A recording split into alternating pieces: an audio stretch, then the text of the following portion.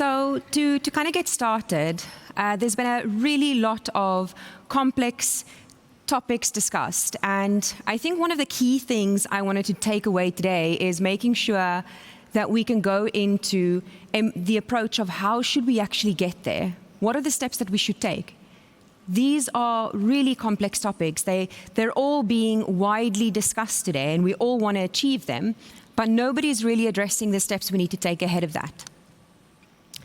So let's look at what are some of the biggest topics being discussed by organizations today. So we know that there is a buzzword around being more customer-centric.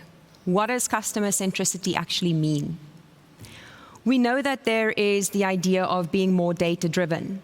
Data-driven in our creatives, data-driven in our campaigning, data-driven in our measurement, in our decision-making.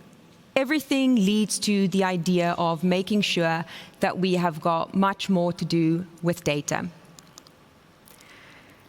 So another point is, what do we do when we actually have all of this data?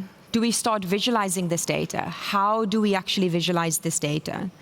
And I have seen and am faced every day with a lot of questions around what does visualization require? Otherwise, we end up with a lot of complexity in purely just the steps we take towards that. Then we look at data control. Who needs to control the data? We've seen that organizations have silos upon silos upon silos of units in their organizations that look after components. Why is that? That is because organizations have existed much longer than digital, much longer than the idea of being data-centric or customer-centric.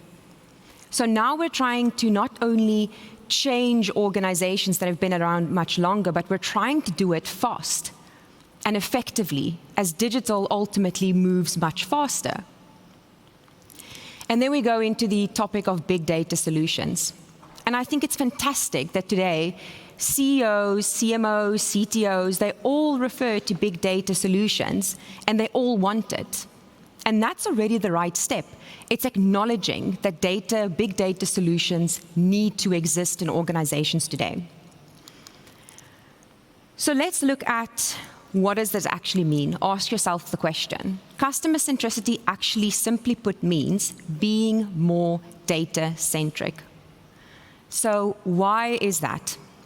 Why are we having the challenges that we face today? So one of the biggest things is, and I wanted to make sure that I actually address this in a smart way.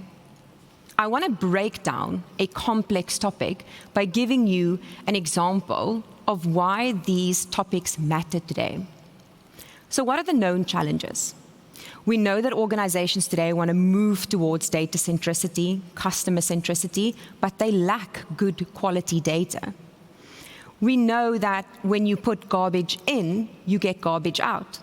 So let's say you do spend all of these efforts to create fantastic content strategies, creative strategies that all need to be tailored based on information in your feed. But you do not own or control the values that are being inputted into that feed as part of your marketing team. So the first step ultimately should always be to make sure that you control that data. See which parts of it you can control and how it's being ingested into your systems. Then we look at the sheer volume of data. Now, don't get me wrong. We know that there is value in a lot of the data touchpoints that we see. But the biggest challenge we face today is we no longer know which of those data are helping us make decisions. And this is exactly why it's leading us down the path of future-proofing our privacy. And it's a good track that we're on. We're big advocates of this track. But it simply means, because we have been so hungry for all of this data, that consumers have, together with us, become much more smarter, realized the data that we were extracting. And even though they appreciated the relevancy, the personalization, they have become more aware of what we are doing. Then we look at, lastly, of course, is making sure that if we're putting in a lot of effort into our data analysis, we can make sure that it comes to a conclusive result. These are pitfalls that I have seen time and time again that businesses fall into. So what do some of these rewards look like? I want to kind of address why these personalization topics are so inspirational, why we all want to see this all come to fruition across organizations. So I use one example. Over the course of a few days or across multiple webinars while we have all been working from home, you would have probably seen a lot of inspirational stories talk about how being more data-driven is rewarding. This is a case where we have taken an airliner down the path of owning a lot more of their data, making sure that they could actually control what they were outputting to their audiences based on relevant information. Why was this important? Because with airliners, and especially now post-COVID, we will see one thing change drastically: loyalty. It is at an all-time low. Loyalty is low because at this stage, we all just want to travel. We care about more personal things versus what business has made us feel like before. In our examples, we look at how can we make sure that if someone actually sees my ad, that I am actually showing them something that matters the most in that very moment. In this case, you will see that what we've actually tailored was much more than just the creative. We've taken in the load factors, the complexities that airliners face to actually give relevant information because they are so reliant on the booking values. Then we look at how quickly we can make sure that we're changing the creative to match circumstances like a weather signal. Weather is an important trigger. It's an important trigger to a business, and it's an important trigger to us as people, because we can react emotionally to it. So what are the steps that I can help share today to prepare organizations for similar results to that?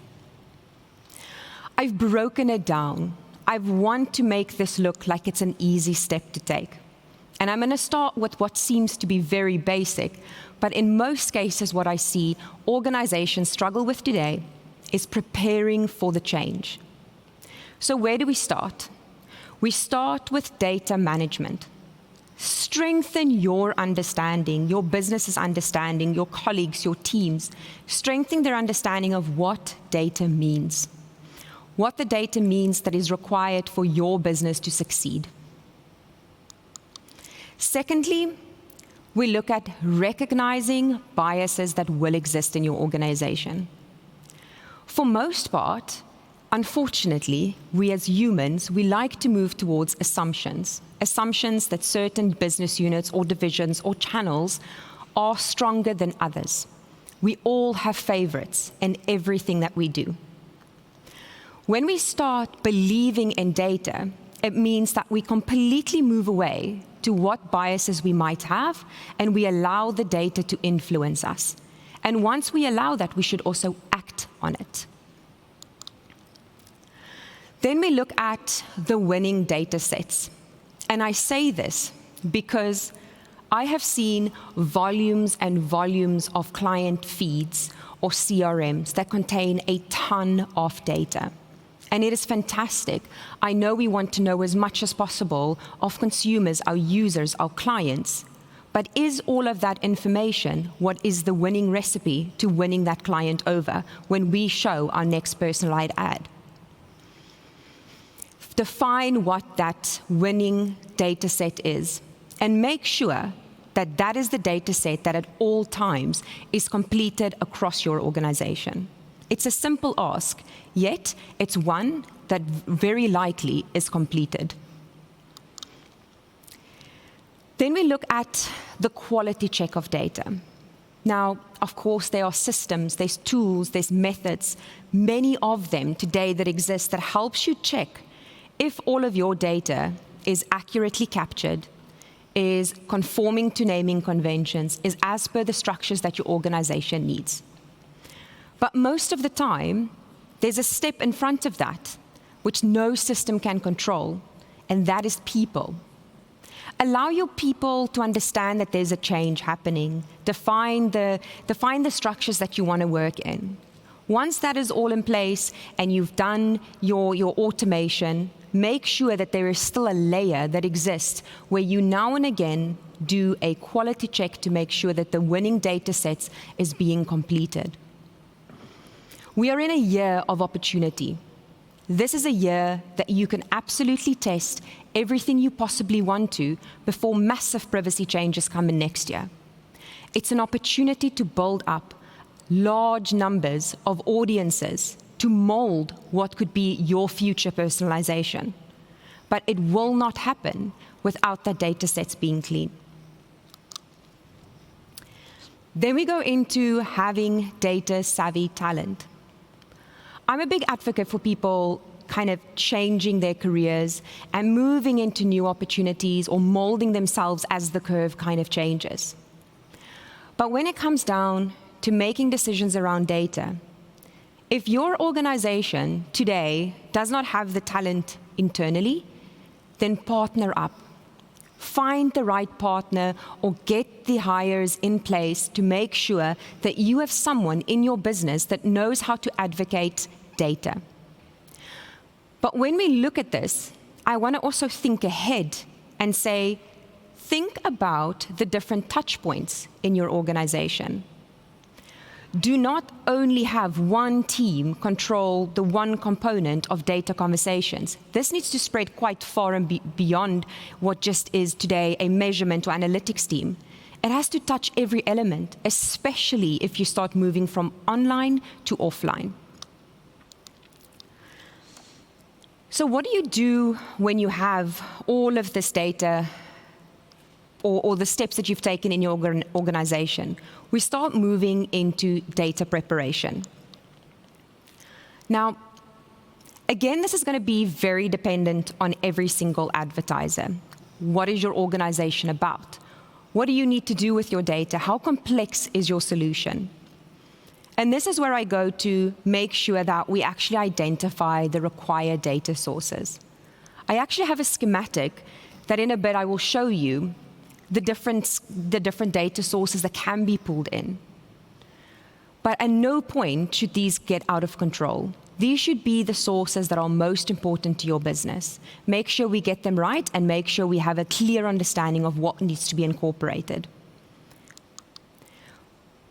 Then we need to look at data assignment, and you'll see that this section, when we start doing data preparation, it is highly reliant on technical people that have the expertise to do this.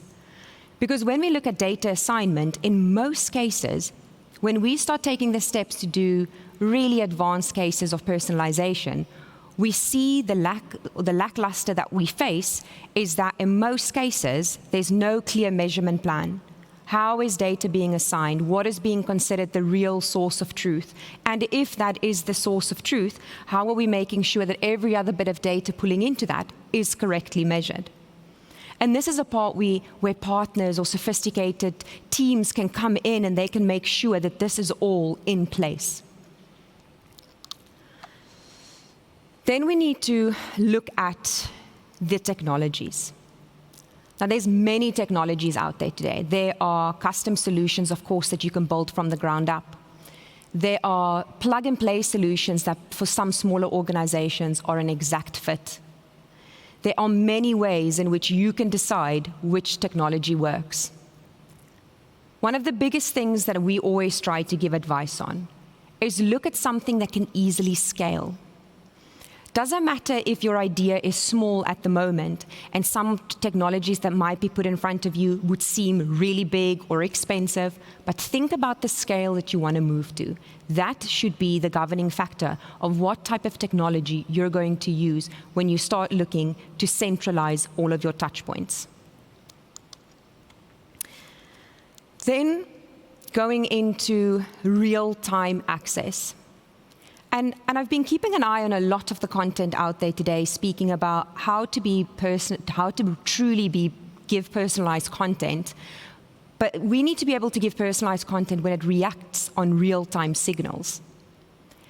In most cases, the biggest gap that we see in organizations, and at times it's not a gap, but purely just a customer cycle, there is a long period from when something was advertised online to when something is 100% completed in an offline system with the opportunity to bring it back online. These are not easy hurdles to get over, especially for some organizations, but they are not impossible. There are many ways that you can start thinking about how you can bring some of those touch points together. But in the simple fact, if you are already online and you have an online touch point that can go from start of just being in a prospecting phase straight through to being in a conversion phase, then you know that that is already a phase that can have real-time access to data. One, data coming in, and two, the way that you respond in real time. Then we look at yet another big buzzword, and this is probably one of the biggest complex parts of this entire step that you will take, is where does all of this data sit? How do I make the right decision? And I'm talking today about a solution which, again, is not going to be an unfamiliar topic, but it speaks to the requirement, and we see these questions coming in. How can we make sure that we've got all of our data centralized in one unified platform? We need to understand that all of the different platforms that we are advertising on today have their own format in which data is stored. What we need to do is find that middle ground, which data can essentially be passed through, which is referred to as a data lake, where data can be stored in exactly the same format, so that we can manipulate that data in ways to then push it out and start either to activate or take action doing visualization. The steps that we take when we start moving to data lake conversations, and the biggest recommendation that I can make to organizations today, is make sure that you have got all the relevant stakeholders you have in mind to join these conversations. It is currently a conversation that is led by the data engineers, which is correct, but does need the marketing teams, the activation teams to be part of that, to explain how they need to extract that information again. Otherwise, all that effort to push information through to a data lake becomes yet just another form of storage. So what does this actually look like in theory or in practice? This is a visualization, the path that organizations could take to actually preparing data. Start by identifying the sources. I mentioned these are examples of sources that can be followed. Once you've got a clear view of the different sources that are actually valuable touch points in your organization, you need to start looking at, how do I extract information from this? What information am I actually extracting from this? And how do I want to activate this information? This plan is crucial. We refer to this as a solution design component. Without this plan, there is no point in taking these steps. We need to know why we're harnessing all this data. Once we have this data into our data lake, we can start taking much more action, and you will see I'm referring to them as being able to do much more deeper analysis. You are now able to actually see which of these channels are attributing to your business today. You can do much better reporting, which in most cases today we have got siloed reporting, which is problematic when you're trying to make business decisions on where to spend your budgets, because we are still making assumptions as to what could possibly work best. And then the activation. A massive consideration for the future is, with less consumer data available, how will we actually know how to be relevant? What will we know about that user? How will we know which user is more likely to convert, or which of my products I can now actually see as a product that I can push towards users because it's my best converting product, and these are probably similar users that would buy it. These are the advantages we had, the advantages we still have if we prepare our data the right way. Of course, I don't want to completely step away without talking about what are some of the points that you can actually do to take action on. But more so the consideration, because of course, these are extensive steps that organizations will take to move to a point when they can do much more personalized activities. Now, I've spoken about visualization. It keeps coming up. It's an important factor. We all want dashboards. We want to see what is our data telling us, what is really performing best. But the next part is segmenting our data. We have become, I would say, lazy by the sheer volume of sophistication that the likes of a Google and a Facebook offers us in our platforms. And it's fantastic, but it is very important to note that it is 100% true that we're all making the same steps in doing optimization or understanding our audiences. And now we have to take somewhat of a much more advanced steps ourselves internally as businesses to make sure that we can continue to segment our data the way we have done in the past.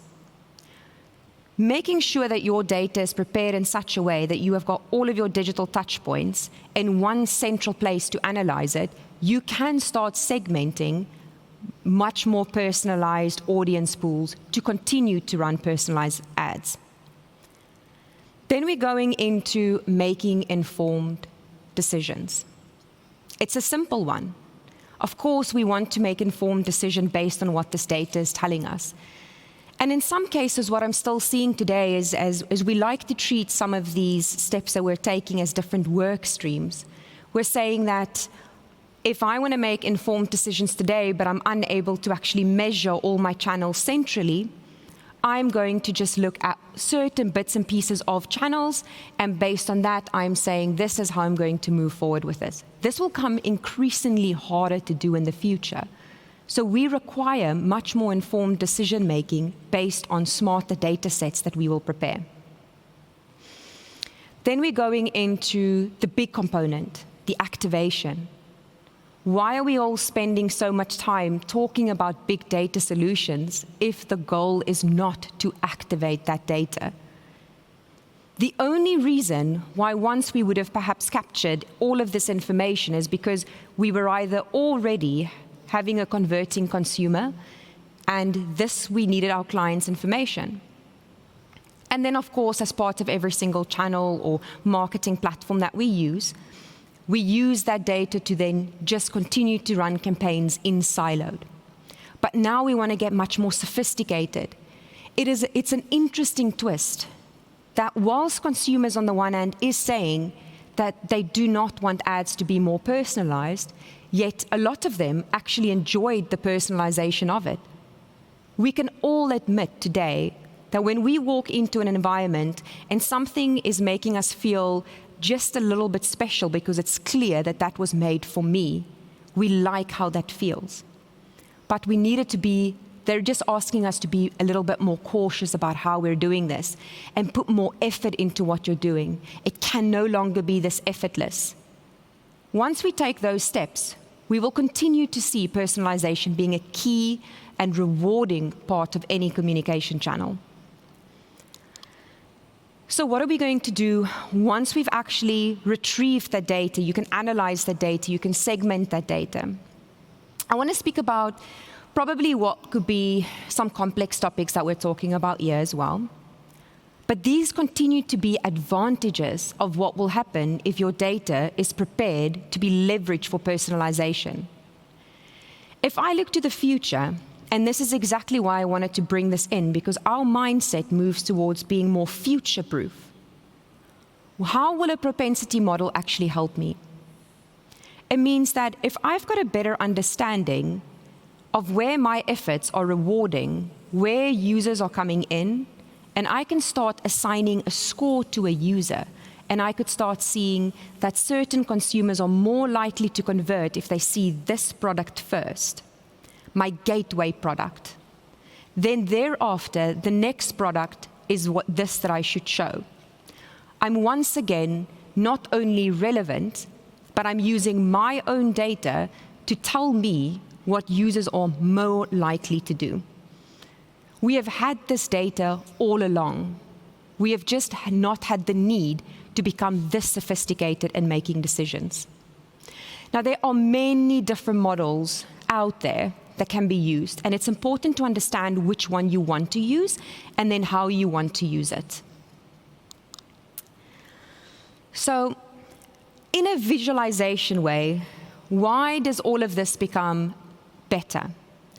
What I've just mentioned to you is what this can actually look like. So we start off by saying, at this part of the process, you have a clean set of data. After that, it's an entire new world of elements that you can do.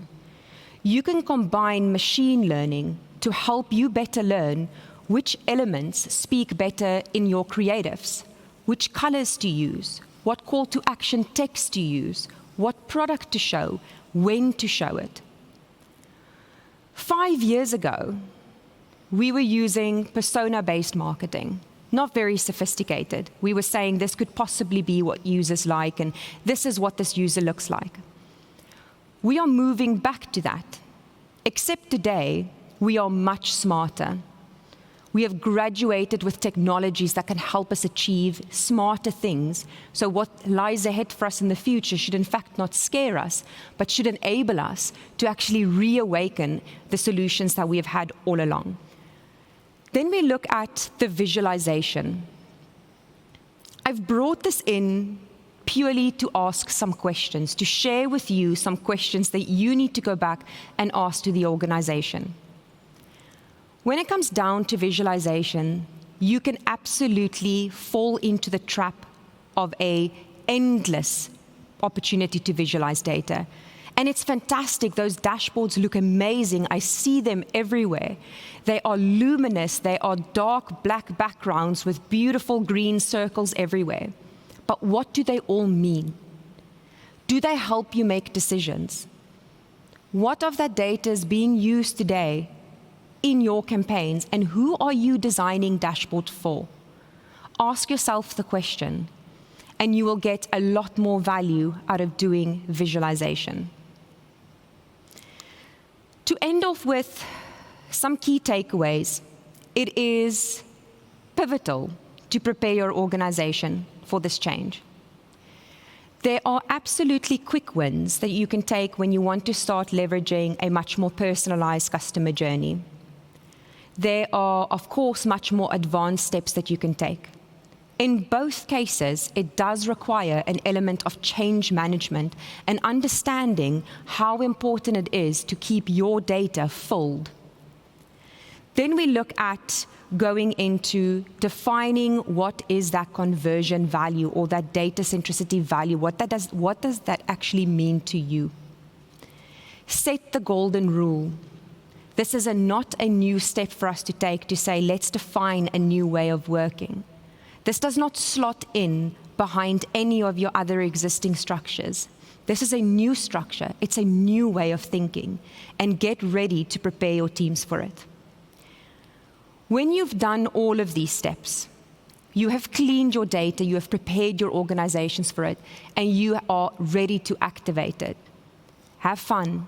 There are 10 million different ways that you can enjoy data personalization and the benefits of it. Thank you.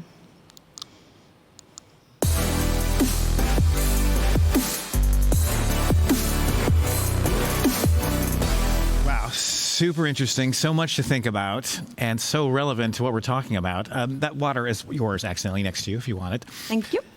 So first of all, again, Craig from KPMG was talking about this as well, but preparing for change management, you hung such a lantern on that. It's so important. How can an organization, okay, so yes, we need to prepare, but how can an organization actually prepare? What needs to happen for that change to happen? How high up does this support for data have to go? Does this go to the management team where they say, we want everyone to do this, says the CEO in a meeting to everyone? Is that how high it has to go, or what has to happen? Absolutely. I mean, I don't want to sound like I'm making things very complex here, that it all of a sudden has to go that high up, and nobody's expecting the CEO to be part of the process all the way. But is there an executive sponsor required to make this change? Definitely. We have become accustomed to data. It's easy for us. We grew up with it. We all love it. We now know it's such a big part of us. So we're not really treating it differently or as importantly as we once, did the entire trend of digital. Yeah. And that's what needs to happen. It needs to almost be given its own opportunity to establish itself in an organization successfully. Because a lot of people talk about digital transformation, but this is a subset of digital transformation, or I don't know, separate or parallel or whatever the right answer is. But it almost needs like, okay, all the people that are involved should sit at the table. Okay, yes, we can agree to that. But I'm thinking all the people sit at a table means that we have, everyone brings their silo. We've got those 5 competing systems. Everyone thinks is the best. It seems like there's also a management component of this decision, which maybe some companies aren't ready to or don't realize. Is that something you see? Absolutely. I think it's not that they don't realize it. I just think they're not aware that this is how high up that needs to go. Where I have seen success in digital transformation, and you kind of hit the nail on the head there, data or the change of data is part of that transformation. Everything that we were going to touch in digital will transform, and it's all data. Yeah. And where I've seen success is if the executive sponsors are involved and they are aware of the changes that need to make, and they're the biggest advocate of what needs to happen. And where does the accountability lie of this transformation? What is the title of that person, or what is the name of that department? Yeah, I think it's really interesting. I would not be able to know how to nail that down. I think the complexity that you have here is change management. These are multiple sectors or business units, divisions that need to change. So is it a small team that almost comes in and helps make the change without it having harsh impact on the business, and making it as easy as possible by creating guidelines and saying to them, this is how we're going to do it and we're here to support you? Is it? Absolutely. It's probably that. It's nothing other than facilitators that can bring in the smart people to help guide all parts of the process. And when you say, and you talk about savvy digital partners here, is it a partner to manage the change management, or is it a partner to manage the data system itself? I think they're one and the same. I think if businesses today do not have a team lined up of experts, and on top of that layer, you have got support managers, rollout managers, solution designers, facilitators guiding that process, then you're no longer structuring yourself the right way. This is needed. People can no longer make the move without them.